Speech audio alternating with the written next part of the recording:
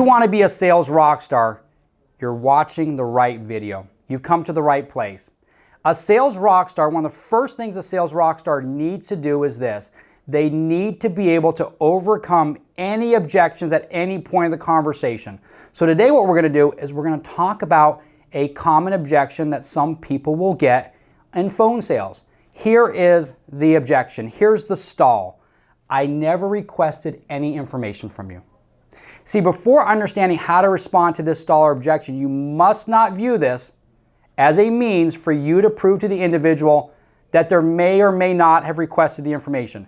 This is such a big mistake that sales agents make. They feel that at the end of the day, since that individual just told them that they didn't request any information, they have to prove to them right away that they requested information. I've heard calls before where an agent would say, well, I'm looking at this form right now and I have your signature on it, or I'm showing that your IP address is on this lead form that just came through. You're done. Boom. See you later. You've gotten into an argument. You've gotten confrontational. You've gotten adversarial with the other individual. You can't do that in sales. You have to start a relationship. This is relationship selling at its very best. Once you go into a transaction form, you are going to lose. You have to go ahead and stop being adversarial, transactional, and be relational. See, if you made the decision to get into an argument or a debate, guess what, folks? You're going to lose. You never want to debate or argue with another person over the phone. Even if you know for an absolute fact that the person on the phone did indeed request the information, you have their name, their signature in front of you, you can never try to prove to them that they're lying to you. Or guess what?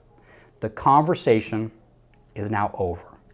You would not do business with someone that did that to you. You must learn to agree and master the art of deflection. A salesperson, a sales rock star, must master the art of deflection. See, at the end of the day, it doesn't matter if they requested information or not. If they have a problem, and as a salesperson, we are the ultimate problem solver, guess what? It is now your fiduciary responsibility to help make sure that they get what they need, that they get their problem solved because you came their way. See, the art of deflection and a little humor can go a long way to help you in your job to become an information gatherer. As a salesperson, when you start hearing a stall or a rebuttal like this, you need immediately in your mindset go, I have to start gathering information. I cannot be an information giver. I must be an information gatherer. You must not be concerned about the question of if they've requested information, and be more concerned if this is a potential client that you should even be talking to over the phone. Why get into an adversarial debate or an argument with somebody about whether they requested information or not when you don't even know yet if you can even help them? You must deflect and get right into your discovery process. So here I've said this before. The first thing that you must do is you must always agree. See, what that does is this. It lets the other person's guard down. And it doesn't feel adversarial to the other person. See, the other person is thinking that you're going to either try to prove them wrong, or guess what you're going to do? You're going to walk away. When they said that they haven't requested any information, what's going to happen next is they're expecting one of two things. They're expecting you to get adversarial, to try to prove them wrong, because that's what most salespeople do. That's what most lounge acts do. It's what most opening acts do. They try to prove the other person wrong, or they walk away. So let's now jump into how do you respond to somebody that says they did not request any information. First of all, you agree. That's okay. Jim, you have to use the first name. Always use the first name so that you're connecting with that person. If for some reason I don't have that person's first name, the first conversation I have with this individual is, I didn't request any information, and I don't know their name for some crazy reason. I'm going to say, I'm so sorry. I did not catch your name. What was your name? Jim. That's okay, Jim. Life is super busy, and you probably forgot. See, last night was garbage night, and I actually forgot So my wife was not too happy with me this morning. Looks like this guy needs to buy some flowers. Let me ask you a question. Boom! No pause, no asking. You go right into your discovery process. Let me ask you, Jim, I see that your zip code is this. I see your address is this. What's your zip code? You start getting into your discovery. So what you've done right now is this. You've acknowledged that they may have forgotten. And guess what? Everybody forgets things now and then. You didn't try to prove them wrong. But instead you deflected and then you use a little humor. That's how you end up being a sales rock star. This will typically work. And it's going to get that potential prospect talking to you because you did something different. You didn't argue. What you did is you actually provide a logical explanation that has made their mind a little curious about what this is all about. Because remember, all of a sudden their mind is thinking, well, maybe I did forget. Maybe I did fill something out. I don't think I did. I think this individual I'm talking to is making this up, but you know what? He's kind of funny. You know what? He wasn't adversarial with me. He tried connecting with me. Let me kind of just keep talking to him to kind of see what's going on. Typically that'll work. But you know what? Sometimes it doesn't work. What about if this individual named Jim says, I'm not interested in talking to you because I know I didn't request any information. Oh, so what do you do now? Okay, sorry about that, I apologize. Let me go ahead and hang up the phone. Have a good day. I'm so sorry.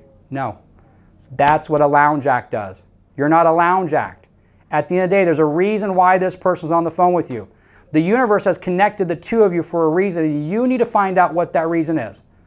So here's how you would respond to that. Remember, you have to have several layers deep on your rebuttals and on your stalls so that you're able to continue the conversation. You always have to continue the conversation. That's the key to being a sales rock star is this. You're not always going to get the sale. You're not always going to get, at the end of the day, a full presentation. What you want to do is this, is you want to further the conversation. And these types of stalls and these types of rebuttals help you do that, because once you can overcome some of these stalls, some of these rebuttals, when they keep throwing them out at you and you continue the conversation, continue it, you know what that does? It makes you stronger as a salesperson. It makes you hungry. So here's what you would do in a case like this. I'm not interested in talking to you because I know I didn't request any information. So here's how you do this. You have to get emotional. I hear you, Jim. If you don't mind me asking you, are you getting a lot of calls because of this request? Boom! What are you trying to do? You're trying to dig deeper to what the real problem may be. Odds are, is they're getting a lot of calls and they're just frustrated. And guess what? That's the problem that you have to overcome. See, what you're also doing is you're trying to get them subconsciously to admit that they did they did request the information. Remember, if you don't mind me asking, are you getting a lot of calls because of what? This request. So what you're doing subliminally right now, subconsciously, is you're getting them to admit what? That they actually made a request. Hey, it's okay, Jim. I would be frustrated as well, but here's the deal. If you need help, you have the right person on the phone with you. I'm here to work with you, not against you. Let me ask you a question. Boom! There it is, folks. Go right into gathering information. Assume that they will follow your lead. Always remember, people respond emotionally. Never, ever forget that. Always put yourself in the other person's shoes. When someone is not wanting to continue the conversation, but they've not hung up the phone, you must appeal to what? Their emotions. Trying to appeal to someone logically that's not wanting to talk to you by trying to prove that they requested information, guess what? It's not going to work. And that's where individuals and salespeople stay a lounge act, because they end up trying to appeal to someone logically instead of forgetting about the logics and start appealing emotionally.